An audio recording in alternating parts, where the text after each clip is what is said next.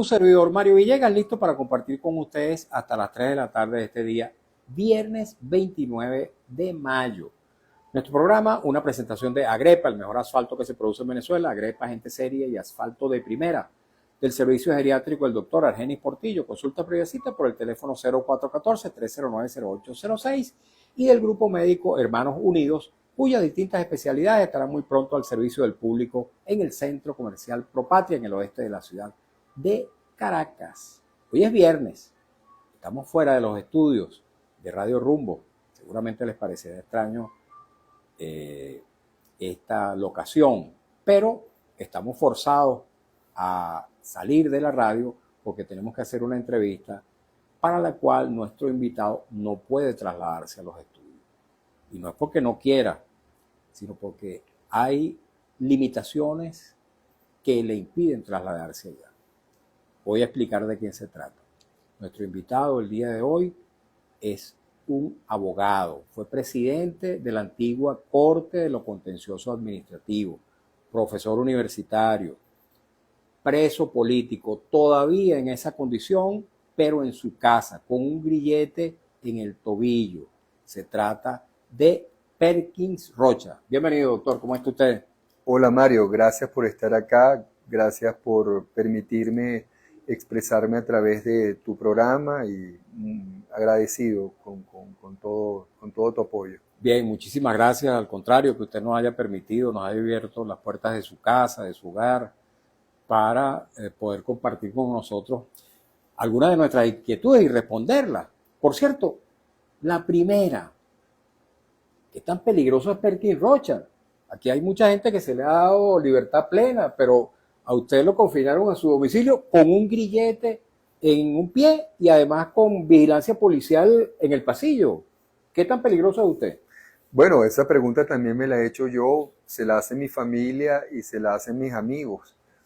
Se me ocurre decirte que quizás no sea yo en particular el peligroso, sino probablemente el peligro esté en lo que yo represento, en las personas que como yo se expresan o quieren expresarse libremente, en las personas, en los miles de abogados que como yo estamos luchando porque la justicia vuelva otra vez a nuestro país, en los miles de abogados, profesores universitarios que están yendo a aulas universitarias en terribles condiciones, en la central a veces sin electricidad y en condiciones de seguridad terribles, en muchas universidades privadas sin electricidad, y en personas que como yo somos ciudadanos conscientes, que sabemos distinguir cuando podemos usar la libertad para los cambios políticos en democracia.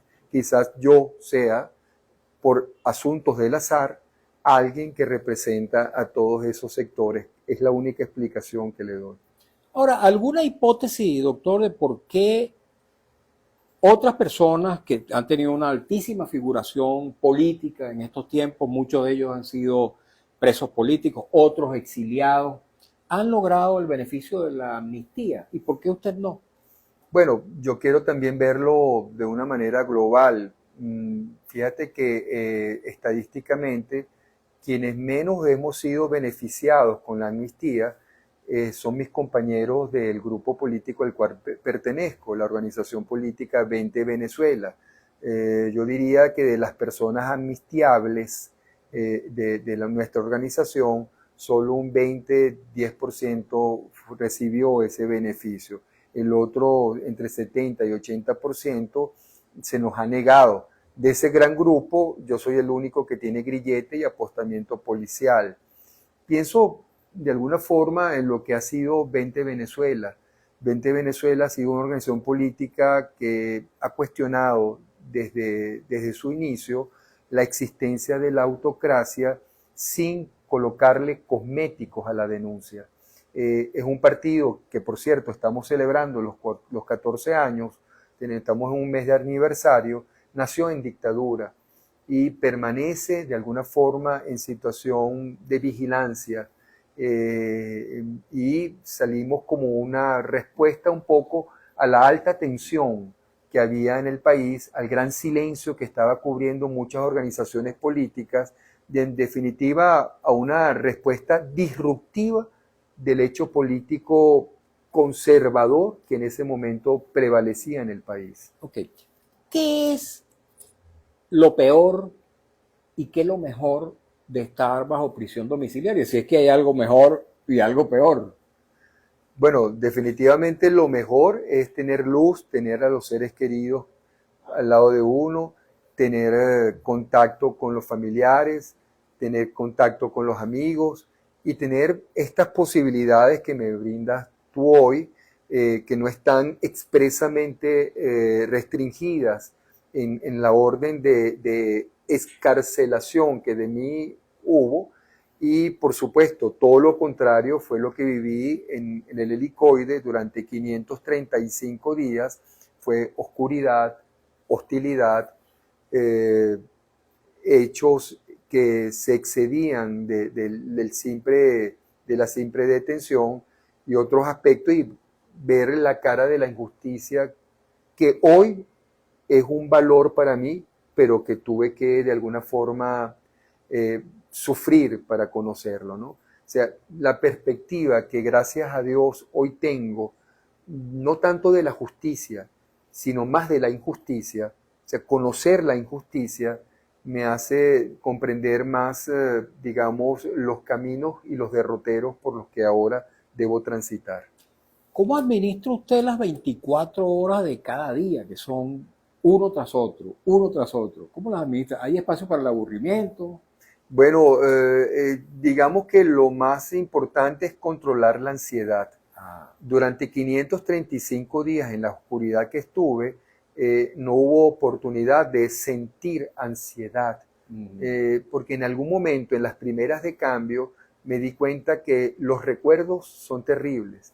Tú cuando estás detenido, Mario, me imagino que tú sabes de eso por lo que significa la lucha política y familiarmente lo conoces. Cuando estás detenido, los recuerdos pesan, sobre todo los buenos momentos, pesan mucho porque te hacen sentir nostalgia y ansiedad. Y rápidamente tú cortas con el pasado para no pensar en lo bonito. Y tampoco piensas en el futuro, porque llegas a un momento en que te das cuenta que todas las buenas ideas que empiezan a nacer, no hay manera de controlarlas ni ejecutarlas, porque es un futuro incierto. De tal manera que te ocupas del día a día. Y es por eso que, es mi experiencia, para un preso los días son eternos, eternos. Son las 10 de la mañana y tú sientes que son las 4, pero son eternos los días y rapidísimas las semanas corren rápido. De tal manera que salir de esa oscuridad y empezar a vivir en la luz, confinado, pero en la luz, lo primero fue una conmoción, un shock emocional.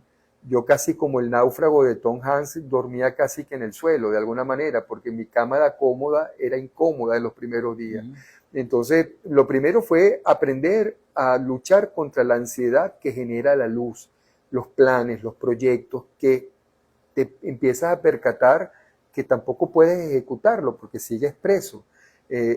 Controlar la ansiedad, controlar la emoción, controlar la irritabilidad, de ver cómo algunas cosas van marchando, no de la manera como tú quisieras que marcharan, no poder ejecutarlas en persona, de tal manera que empiezas a entender que un mínimo de rutina te puede aliviar esa lucha. Y un mínimo de rutina empieza por pararte muy temprano, que es un hábito y tratar de recibir tú al sol, no que el sol te despierte.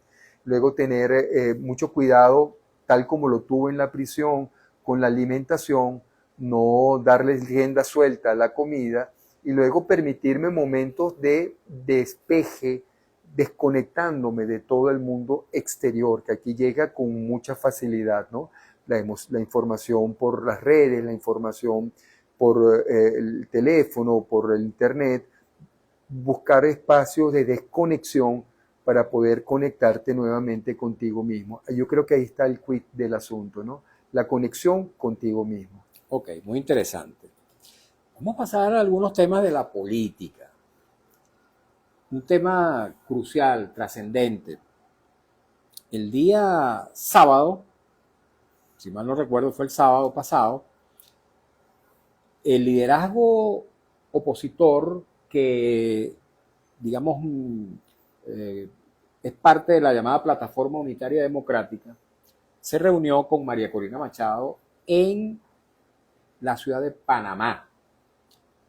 Reunión, un cónclave al cual asistieron dirigentes también de otras organizaciones que no son parte de la Plataforma Unitaria, incluso personalidades de la izquierda, algunos que provienen incluso del chavismo, que estuvieron allí, que han ocupado cargos importantes.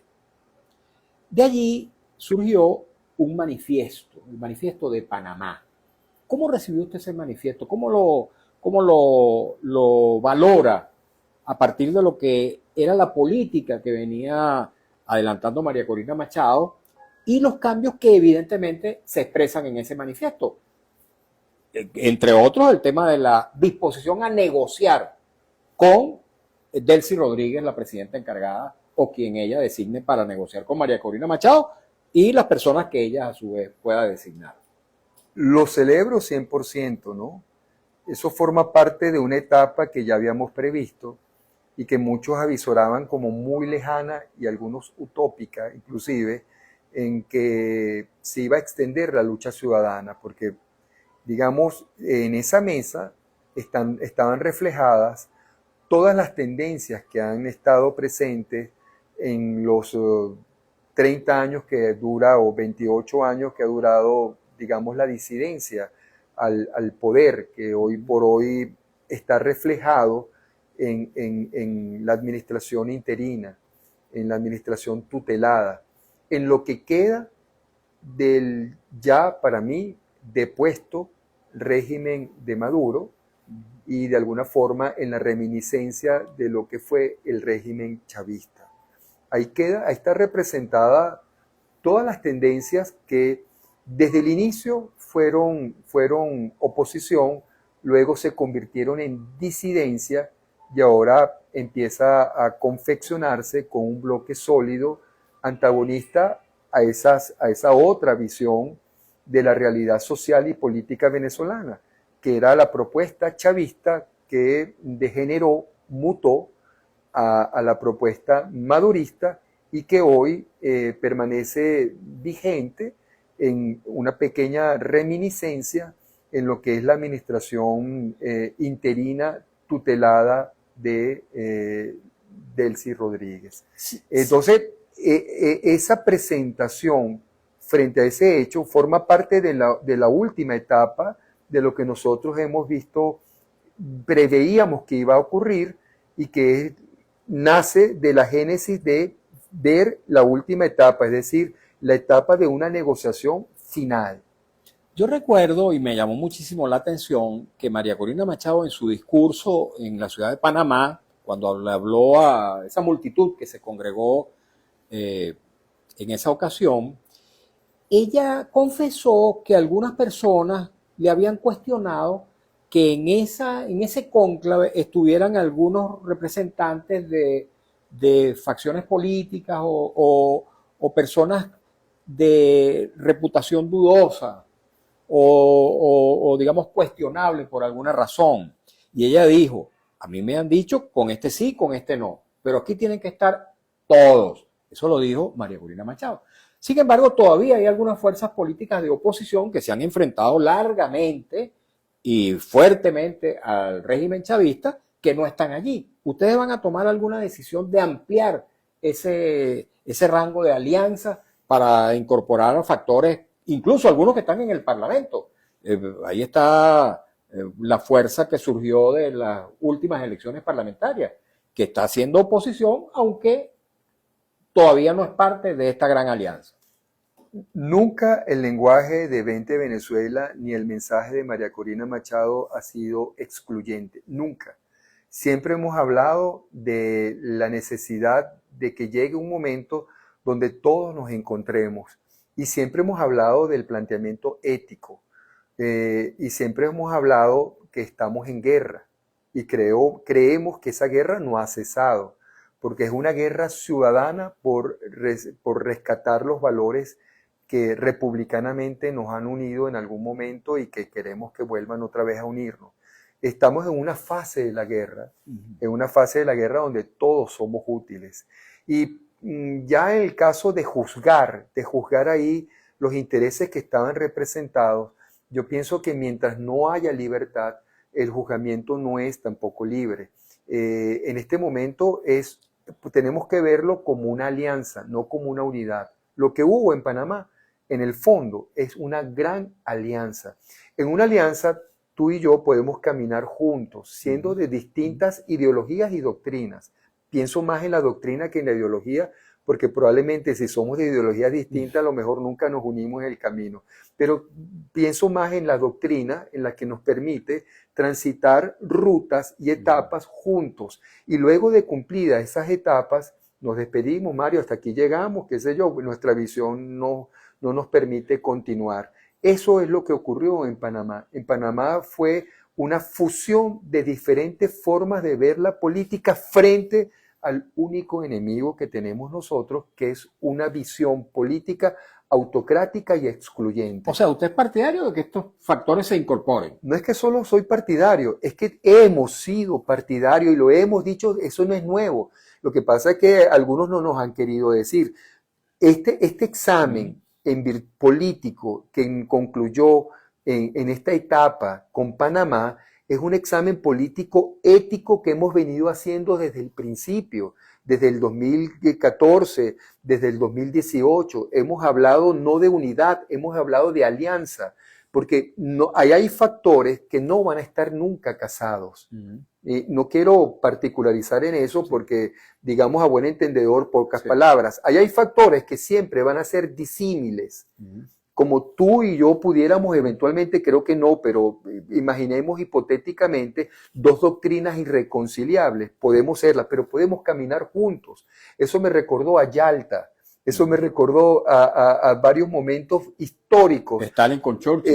Exactamente. Me recordó a momentos históricos de la humanidad donde frente a un enemigo común hay que conciliar intereses y eso se llama alianza. Ok, fíjense, otra cosa, hay algunos factores de la política que han planteado desde tiempo atrás que previa a la elección presidencial del 2024, en la que evidentemente se produjo un fraude electoral, no se consolidó la victoria porque no hubo una negociación previa que debió hacerse entre los factores de la oposición y los factores gobernantes. ¿Por qué ahora sí es posible esa negociación o es deseable esa negociación y no antes? No lo hubo el 28 de julio. En primer lugar, porque sobre el 28 de julio del 2024 no hay duda, o digamos la verdad de que el señor don Edmundo González Urrutia ganó, es una verdad absoluta erga omnes. Así es. Nadie lo puede dudar. Y las condiciones que hacen absolutamente innegable ese triunfo, por primera vez se lograron con lo que se tejió con el comando con Venezuela para que eso fuera posible. En el pasado no se había logrado. Pero la pregunta es ¿por qué no se negoció con el gobierno a sabiendas de que iba a ser ese resultado? Negociar con el gobierno, los llamados se hicieron muchos. Incluso cuando a mí me detienen, entre los documentos que irregularmente, sin orden de allanamiento, sacan de mi casa, habían manuscritos que hablábamos de la fase de la transición. Tú recordarás que el 28 de julio al 10 de enero corrían 9 o 10 meses, al 10 de enero del 2025. Era la toma de posesión. Era la toma de posesión y habían ahí escritas varias de las ideas que muchos llegamos a la conclusión y que ya se habían tejido de cuál iba a ser la estrategia para acercarnos al régimen de Maduro, hacerle los planteamientos lógicos de transición y de cambio, las comisiones de enlace, o sea, había una propuesta democrática de lo que iba a ocurrir después del 28 de julio.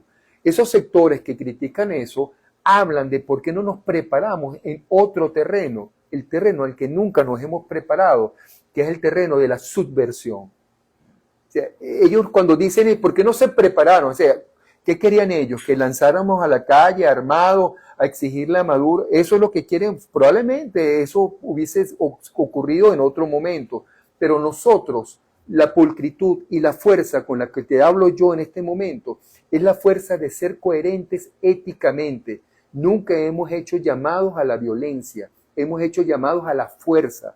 Fuerza no es violencia. Y estábamos preparados para una política de fuerza que obligara al señor Maduro a entregar legítimamente y democráticamente y reconociera el triunfo. Ahora, el factor X aquí con el que no contábamos con el nivel de descrédito al hecho político democrático que tenía la génesis del señor Maduro internamente, cosa que a la postre nos llevó a nosotros a la cárcel. Esta aparente desafección de Donald Trump por María Corina Machado, en el sentido de que no ha correspondido como se suponía o se esperaba que él correspondiera a las manifestaciones de simpatía y de solidaridad que le expresaba María Corina Machado, al extremo de otorgarle su premio Nobel de la Paz. Esa desafección que ha hecho que el propio Donald Trump, bueno, se expanda en elogio a Delcy Rodríguez y que haya detenido incluso, según tengo entendido, el retorno de María Corina Machado a territorio nacional. ¿Cómo la ven ustedes en 20 Venezuela? ¿Qué es lo que está pasando allí? ¿Por qué pareciera que hay una suerte de desencuentro entre Donald Trump y María Corina Machado? ¿Eso existe o no existe? Bueno, no voy a hablar en nombre de mi organización política, voy a hablar en nombre propio, porque hay varias formas de explicártelo y también varias formas de concebirlo dentro de 20 Venezuela, porque somos un partido de la libertad y eso implica que todos podemos tener en determinado momento distintas visiones. Además es muy delicado que yo diga, eso debería decirlo en su momento María Corina, ¿no? Pero fíjate, tenemos una tendencia, Mario, de ver solamente la parte externa, ¿no? Yo he calificado a un colega tuyo en estos días, le dije que lo que estamos viviendo ahorita en Venezuela es una gran hipocresía institucional y que me recuerda a lo que es un juego de cartas muy típico en Venezuela hoy por hoy en clase medias y media baja, es decir, en las mayorías, que se llama truco, que se juega con cartas. El juego de truco. El juego de truco es una gran trampa, donde el que gana sabe que gana con trampa y que a quien ganó, él sabe que hizo la trampa, pero la hizo mejor, sí. ¿ok? Y entonces, yo en el Eclic hoy había muchos compañeros jugando eso y pegaban unos gritos, reina no sé qué cosa, perica no sé qué cosa, truco, ya veo que te gusta. Bueno, no me gusta, pero lo he visto. Entonces, bueno, truco. Esto que estamos viendo actualmente me parece mucho a un juego de truco institucional. O sea, tú haces unas afirmaciones que muchos la dan por cierta, pero yo te pregunto si estas afirmaciones que a continuación te voy a hacer, ayúdame a este juego, ¿cómo no son ciertas. ¿Tú crees que Trump no sabe de dónde viene la señora Delcy Rodríguez? Claro que lo sabe. ¿Tú crees que Delcy Rodríguez fue hipócrita cuando en el pasado hizo calificativos indebidos contra el señor Trump? ¿O lo dijo de corazón? Tenemos que hacer una. Mira, me está salvando nuestro compañero Emil Lara. Te tiraron un salvavidas. Sí, no, pero tenemos que hacer una pausa para escuchar un avance. Perfecto. Pero además te voy a recordar una cosa. El entrevistado no soy yo. Está bien. Ok. Queridos amigos, queridas amigas, qué bueno que nos están sintonizando, qué bueno que nos están acompañando en esta grata ocasión de entrevistar a Perkins Rocha. ¿Será que le podemos mostrar el grillete a nuestra audiencia, Perkins? Ya lo he visto a través de las redes, pero seguramente alguna gente no se da cuenta. Sí, aquí está el grillete. Electrónico, ¿no? Con mi tobillo exageradamente blanco por falta del sol. Electrónico, sí. Es un grillete que emite una señal cuando pierde cobertura y tengo que salir yo a la puerta a decirle eso a ellos y cada 3 horas tengo que salir a decir que aquí está el grillete y que aquí estoy yo. ¿No te da la sensación como de claustrofobia? ¿Sí? Que está como... Sabes que, Mario, verlo es muy denigrante, ¿no? Pero me lo tapo, pero no pesa. Okay. No pesa, es más bien... Sí, y en la noche a cada rato sin querer me golpeo con él, pero Es un peso moral más que Por físico. supuesto, por supuesto. Vamos a la pausa, queridos amigos, queridas amigas, porque tenemos que escuchar un avance del noticiero en la voz de Alex Márquez, cumplir compromiso publicitario de la estación, y al regreso continuaremos conversando con nuestro invitado del día de hoy, Perkins Rocha. Él es abogado, profesor universitario, expresidente de la Corte, de la antigua Corte de lo Contencioso Administrativo y dirigente del Partido 20 de Venezuela. A él no le gusta que le digan dirigente, sino miembro, pero bueno, dirigente o miembro, las dos cosas.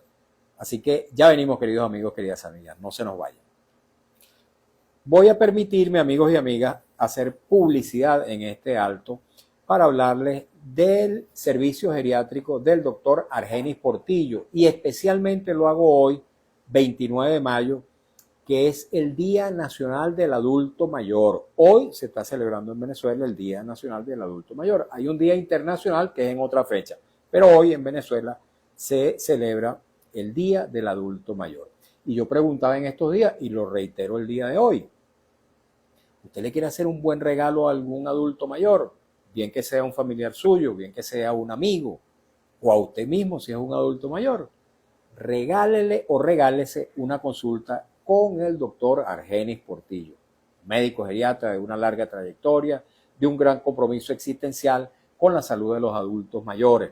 Él es, aparte de ser médico geriatra, es también médico intensivista, profesional de la medicina crítica, profesor de las escuelas de medicina Vargas de la UCB y de la Academia Militar. Tiene su consultorio en la esquina de Las Cibarras, en la avenida Urdaneta. También da consultas en el anexo del Hospital de Clínicas Caracas en San Bernardino y ofrece servicio domiciliario para aquellos casos en que el paciente así lo requiera. Le invito a tomar nota de su número telefónico, le puede ser de suma utilidad. 0414-309-0806, 0414-309-0806, lo recomiendo ampliamente. Y también, amigos y amigas, les recuerdo que muy pronto estará al servicio de todo el público el Grupo Médico Hermanos Unidos. El Grupo Médico Hermanos Unidos está inspirado en José María Vargas. La mayoría de los profesionales que van a actuar en ese lugar, en ese centro médico, son profesionales que laboraron o laboran en el Hospital Vargas. Es un espíritu de mucha solidaridad el que va a imperar allí. Hay la posibilidad de consultar con distintas especialidades y va a estar situado, o está situado, pero muy pronto abrirá sus puertas en el piso 5, en el nivel 5 del Centro Comercial Propatria en el oeste de la ciudad de Caracas. Así que Grupo Médico Hermanos Unidos, confianza y fe. Amigos, estamos conversando con Perkins Rocha. En breve vamos a conectarnos de nuevo con la señal abierta de Radio Rumbo 670M. Y entre tanto continuamos transmitiendo a través de mi Instagram, @MarioVillegas100. En este encuentro que forzosamente tuvo que hacerse en la residencia de Perkins Rocha, porque se encuentra todavía como un preso político, pero en vez de una prisión convencional, está preso en su casa, en su residencia. Muchas entrevistas, Perkins. Sí, bueno. Ha sido una gran ventaja que no le hayan restringido la posibilidad de comunicarse con el público. Sí, probablemente, digamos, consideraron que no había interés, probablemente, en conocer mi realidad y conocer mi opinión. A todo evento, solamente sé de un compañero que le prohibieron expresamente tal hecho, ¿no? A mí en mi boleta nada al respecto dijeron. Yo los primeros meses estuve un silencio prudencial y creo que ya los acontecimientos sociales y políticos indican que todos tenemos responsabilidad en esto, hasta las personas que a pesar de estar detenidas tenemos una presunción de inocencia. Y bueno, yo estoy casado con la Constitución vigente, ¿no? Que expresamente me permite expresar mi opinión públicamente por cualquier tipo de medio, y en ejercicio creo que estoy pasivamente, digamos, haciendo y agradeciendo estas oportunidades. ¿Y ha tenido ocasión de hacer trabajo profesional en esta condición? Bueno, algunas clases en el exterior las he recuperado, son oportunidades que me dan por vía telemática, por vía de internet, pero son cortas y estoy recomponiendo nuevamente mi tesis doctoral y estoy de alguna forma asistiendo a algunas personas en base a mi experiencia en derecho administrativo y derecho público, sobre todo en el exterior, rindiendo algunas pequeñas asesorías, pero más nada, o sea, muy limitado, ¿no? Muy limitado. Me hace falta, o sea, nadie va a buscar un abogado para que, en mi condición, y menos para que sea una pastilla lo que pueda hacer uno como recomendación sin hacerle el seguimiento. De tal manera que estoy inhabilitado en ese aspecto, ¿no? Conozco casos de otros abogados que han estado en condiciones muy lastimosas, pues, porque se les ha prácticamente que inhabilitado. En el caso, por ejemplo, de María Alejandra Díaz, constitucionalista, ella tenía que hacer escritos para un determinado tribunal, pero finalmente ya no los podía suscribir, no podía firmarlo, tenía que firmarlo un tercero. El caso de ella es un caso muy emblemático, ¿no? Porque le estás prohibiendo, digamos, de manera casi exclusiva, ¿no? Sí. Fue esa prohibición a ella. No. En el mío fue más general, ¿no? Porque al mantenerme detenido, bueno, lo que uno puede hacer, el ejercicio profesional, son las consultas privadas, ¿no? Sí. Lamentablemente, el cliente quiere que tú, además de hacer la consulta, te comprometas públicamente y responsablemente, de manera responsable con lo que estás diciendo. Yo aquí no lo puedo hacer. Ok, ya estamos muy próximos a conectarnos nuevamente con la radio, Emil. Ya vamos a venir para entrar en otros temas. Voy a ir leyendo algunos de los mensajes que nos llegan a través del Instagram, @MarioVillegas100, para luego continuar la conversa que teníamos. Perkins. Dice Méndez Reinaldo 761, Mario, lo del manifiesto de ayer de la Plataforma Unitaria Democrática y María Corina Machado no es como lo están diciendo, eso es un planteamiento. Ahora eso pasa por la aprobación y la venia de Donald Trump, ¿es verdad? No, no creo. A todo evento, esperemos, como hace rato conversábamos, toda acción tiene una reacción. Esperemos cuál es la reacción que va a tener el norte, para decirlo, porque ahí no es solamente Donald Trump, sí, es lo que representa a Donald Trump, es el Estado norteamericano, es también el Congreso, son también los congresistas y todos los factores. Ok. Ok, ya vamos ahora sí a conectarnos con la radio, estoy esperando la señal, ya la tenemos, así que de nuevo, amigos y amigas, aquí estamos en buena hora, nos acabamos de conectar con la señal de Radio Rumbo 670M, para continuar esta conversación, esta entrevista periodística poco convencional, un poco extraordinaria, porque estamos fuera de la radio, estamos fuera de los estudios de Radio Rumbo, cosa que no hacemos nunca, la primera vez que lo hago en varios años, pero estamos forzados por la circunstancia de que nuestro invitado no se puede trasladar a ningún lugar, no está enfermo, no está inhabilitado desde ningún punto de vista, sino que está preso en su casa. Perkins Rocha, abogado, profesor universitario, dirigente de 20 Venezuela. Así es, Mario, así es. Vamos a continuar leyendo algunos de los mensajes para aderezar esta conversa y después vamos con otro tema. Perkins. León del Valle 62 dice, libertad plena para todos los presos políticos y detenidos desaparecidos ya. La libertad es el camino. Este mensaje, Perkins, me lo envía esta participante cotidiano de nuestro programa desde hace muchísimo tiempo y todos los días lo leemos porque lo suscribimos plenamente. Le hemos hecho de verdad una labor incansable, muy consecuente en defensa de la libertad de expresión, de la libertad de opinión, la libertad, el ejercicio pleno de los derechos humanos y por supuesto exigiendo la libertad absoluta, plena y total de los presos políticos y que no haya más presos políticos jamás en Venezuela. Sí, presos de conciencia y descubrir en el helicoide que en Venezuela ser ciudadano y ejercer tus derechos también te genera alto riesgo, ¿no? Sí. En el helicoide hay personas que eran taxistas presos porque le dieron una carrera de carrito por puesto de taxi a alguien que era un dirigente político. Sí. Bueno, porque le vendieron unas empanadas a María Corina, porque arrendaron un inmueble a alguien que a su vez lo subarrendó a algún político. Sonido. Exacto, o sea, y esos son típicamente presos políticos, no, esos son presos del poder, presos de la arbitrariedad. Así es. Seguimos leyendo mensajes. Aer San Antonio dice, saludos Mario y para el invitado. Esa reunión que sostuvo María Corina Machado en Panamá pareciera el pacto de punto fijo. ¿Tiene algún parecido a ese acuerdo de punto fijo que dio base a la democracia representativa? Bueno, ciertamente en el pacto de punto fijo se pactaron, valga la redundancia, principios que luego se manejaron en la democracia naciente venezolana. Por ejemplo, ¿te acuerdas un poco que a partir del pacto punto fijo, las líneas políticas, hubo respeto de la diversidad política en el poder, en el gobierno? Sí. Algo que me gustó mucho, digamos, o que me gusta en la distancia mucho y que pudiéramos en algún futuro recuperar, es que eran los órganos de control del ejercicio de la administración pública quedaron siempre en manos de la oposición. Eso nace del pacto de punto fijo. Cuando un presidente era de una tolda política, el Contralor General de la República y en algunos casos la representación de la Corte Suprema de Justicia se privilegiaba de alguna manera la visión opositora del Ejecutivo. Pero particularmente el Contralor y el fiscal eran normalmente de la oposición.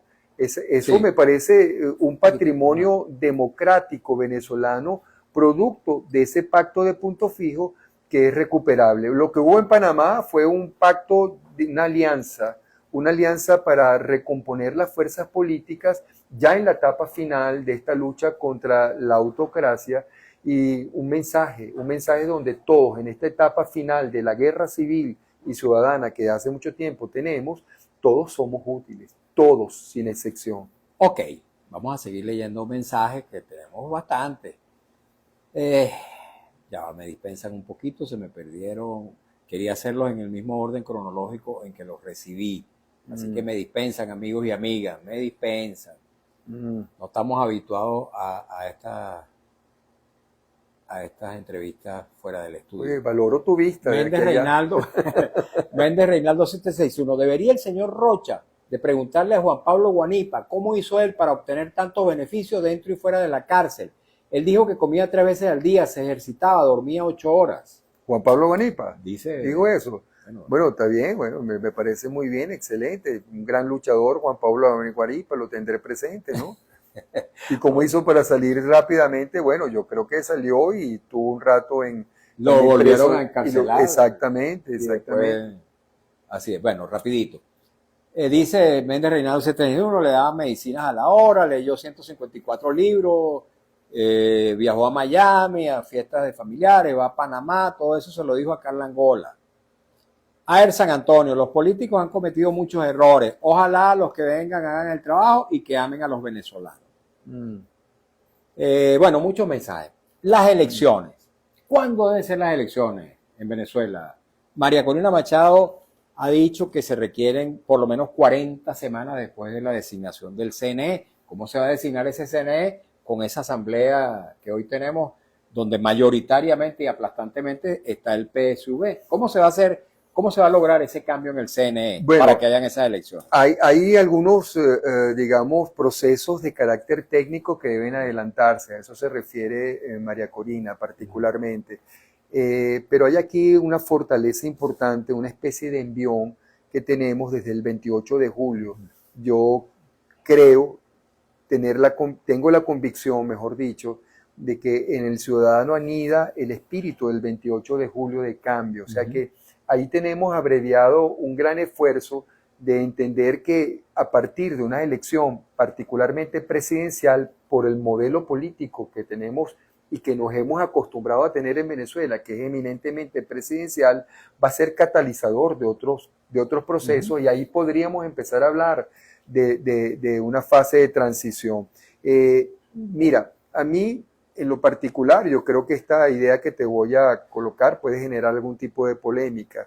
Yo creo que las reformas y el ajuste tiene que ser en procesos, tiene que ser en mecanismos garantizadores del desarrollo del hecho electoral ese día, pero no me asusta tanto la elección de los rectores. Creo ¿Por qué no? Porque van a estar tutelados. Van a estar tutelados. ¿Tutelados por quién? Por los ciudadanos y por quien es el tutor en este momento de Venezuela. ¿Quién es ese? A mí no se me ocurre ningún otro. ¿A ti quién se te ocurre? O sea que, para ver si le interpreto bien a nuestro invitado, ¿Cómo no? los nuevos rectores del Consejo Nacional Electoral van a ser tutelados por Donald Trump. Bueno, pueden ser tutelados por una cantidad de ONG, fundaciones que este régimen impidió que fluyeran como han debido fluir el 28 de julio del 24, permitiendo solamente de los 30, 2. La Fundación Carter, el Centro Carter y la Misión Electoral de Naciones Unidas. Los 2 que dijeron que los resultados que leyó Elvis Amoroso no eran exactos. Entonces, si se permite que en vez de 2 hayan los 30 iniciales que manifestaron interés, muchos de los cuales eran europeos, por ejemplo, yo estoy seguro que las garantías del resultado van a ser mucho más sólidas que lo que fueron el 28 de julio. Y si el 28 de julio ganamos con Elvis Amoroso, ten la seguridad que va a ser mucho más confortable la manera de demostrarlo. Ok, nuestro invitado es abogado, de largos años de ejercicio, y de ejercicio no solamente en los estrados judiciales, sino también en las aulas universitarias. Un tema jurídico, doctor. La doctora Cecilia Sosa Gómez estuvo en nuestro programa hace escasos días, no recuerdo si fue el lunes, esta semana, pues. Y ella dijo que en el mes de julio se va a consolidar de manera definitiva la ausencia absoluta del presidente de la República, porque en el mes de julio vencerían los 180 días previstos en la Constitución. Y dice Cecilia Sosa Gómez que 30 días después tiene que ser convocada la elección presidencial. ¿Usted qué opina? Estoy de acuerdo con la profesora Sosa. Digamos, no hubo la declaratoria política que ha debido haber de la Asamblea en el poder legislativo. Ni siquiera fue asomada. Entiendo que no hubo una moción ni tampoco una discusión medianamente seria del tema. No hubo una solicitud de prórroga. Mal pudo haberse pedido luego de su tiempo. Digamos que va a ser la oportunidad en el mes de julio de saber cuál es el vademecum, entre comillas, que tenemos los venezolanos, los ciudadanos, y los 2 factores que gobiernan la realidad actual en Venezuela, tanto el factor administrativo interino como el factor tutor o la tutoría de esa administración interina, para saber cuál es en definitiva la Carta de Derechos Civiles y Políticos que debemos los venezolanos respetar, porque no podemos andar en el vacío. Si esa carta es la Constitución vigente, carta que un grupo que represento cuestionó en sus inicios, pero que tuvo la, digamos, magnanimidad de aceptar posteriormente para no tener al país, digamos, en el vacío. Y si esa carta se respeta, en julio debería hacerse un llamado a elecciones para corregir el vacío institucional que existe en el país. Ese llamado a elecciones, ¿qué significa? ¿Significa una convocatoria para una fecha del año que viene o para una convocatoria en 30 días? Aclaremos eso. Ese llamado debería hacerlo el órgano que por antonomasia es el órgano llamado a hacer un análisis político del país y plantear la solución. Ese llamado debería hacerlo el Parlamento Nacional, nadie más. Ese llamado no lo puede hacer nuevamente el TCJ ni la Sala Constitucional, poder público que está de alguna manera derivado del poder legislativo. ¿Okay? Ese llamado es un llamado de Estado, de lo que queda de Estado venezolano. Y como soy uno de los que consideran que ya Venezuela perdió las formalidades de república, y en Venezuela en este momento, dicho de una manera muy técnica, no hay república, porque no hay justicia, Lo que hay es una población sobre un territorio que está llamado otra vez a organizarse jurídicamente mediante los poderes públicos, recuperar los poderes públicos y recuperar la república.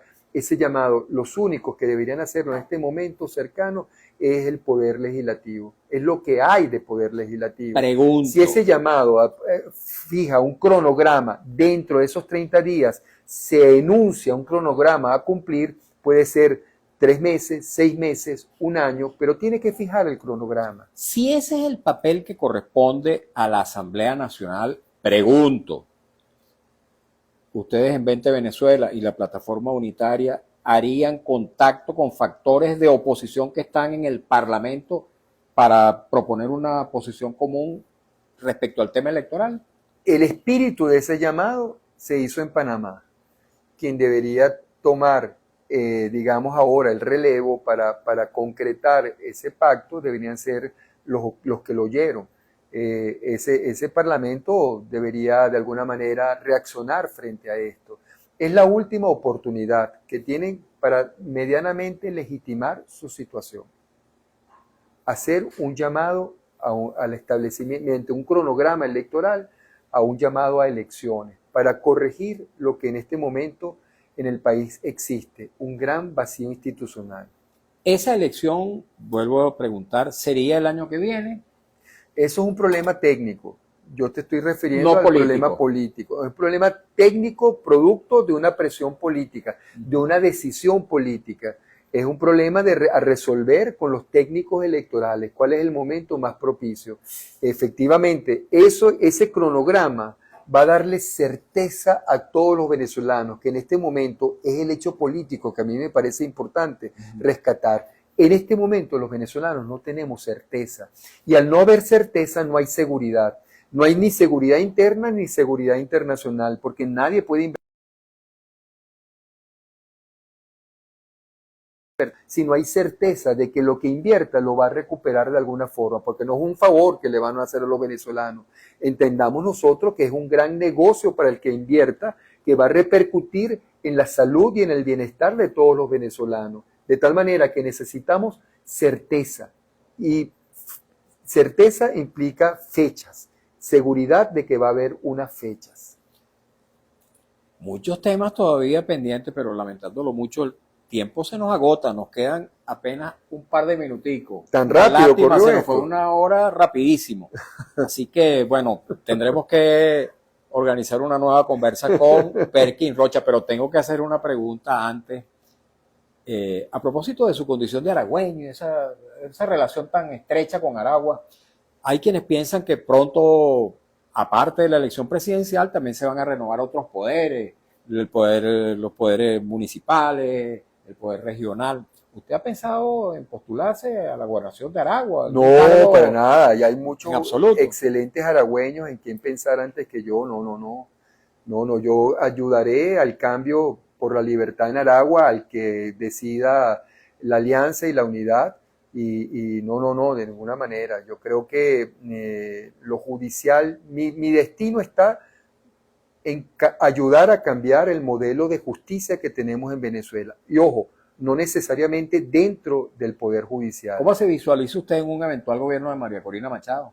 Ayudándola a ella, colaborando con ella a cambiar el modelo de justicia que hay en Venezuela. Y repito, no desde adentro necesariamente, perfectamente desde afuera puede hacerse. Y cuidado si es mejor afuera, porque ya yo no puedo ser magistrado. Y es lo que lo digo. ¿Por qué no? Bueno, porque simplemente ya yo he volcado mi interés en la candidatura presidencial de María Corina Machado. Ya tengo un interés político. Eso tiene que empezar por la casa. Nadie que vaya a una magistratura judicial puede tener vínculo directo con el factor político que va a gobernar el Ejecutivo. Y yo quiero que lo mejor sea para mi país, y lo mejor en este momento va a representar María Corina Machado. Lo estoy diciendo públicamente. Y es un compromiso, de tal manera que yo ya no volveré con todo dolor a estar dentro de la justicia, pero sí ayudaré por fuera a que cambie la justicia. ¿Y al Poder Ejecutivo? Yo estoy hablando de ayudar al cambio judicial. Claro, pero desde el Poder Ejecutivo también se puede, ¿o no? Probablemente del Ejecutivo y también desde el Legislativo. Bueno, ¿le gustaría ser parlamentario? Bueno, no me desagrada la idea. Un placer, doctor, agradecido. Gracias, Mario. Muchas gracias. Muchas Gracias a ti. Muchísimas gracias. A ti. De verdad que sí. Una grata conversación con el doctor Perkin Rocha, abogado, profesor universitario, expresidente de la antigua Corte de lo Contencioso Administrativo, dirigente, no le gusta que le digan dirigente, pero dirigente, importante, muy amigo además, muy cercano de María Corina Machado y del partido, por supuesto, 20 Venezuela. Lamento mucho, amigos y amigas, no haber podido leer la infinidad de mensajes que hemos recibido, sopotoscientos, pero desgraciadamente el tiempo no lo ha permitido. Ustedes saben que siempre procuro leer la mayor cantidad posible, si no todo, pero en esta oportunidad de verdad que no pudo ser. Muchas gracias a ustedes también por habernos sintonizado. Hemos trabajado para ustedes con mucho cariño, como siempre, de la dirección de Radio Rumbos, Elsa Siciliano. En la jefatura de prensa, Luis Alberto Albornoz. En los controles, Lourdes Pérez y Emil Lara. En la lectura de las informaciones, Alex Márquez. En las redes sociales de Radio Rumbo, Marco Rivera, y frente a los micrófonos, su servidor Mario Villegas con B de Venezuela. Nuestro programa, una presentación de Agrepa, el mejor asfalto que se produce en Venezuela. Agrepa, gente seria, asfalto de primera. Del servicio geriátrico, el doctor Argenis Portillo, consulta previa cita por el teléfono 0414-309-0806, y del Grupo Médico Hermanos Unidos, cuyas distintas especialidades estarán muy pronto al servicio del público en el Centro Comercial Propatria en el oeste de la ciudad de Caracas. Tengan todas y todos muy buenas tardes, feliz día del adulto mayor para todos los adultos mayores y un feliz fin de semana.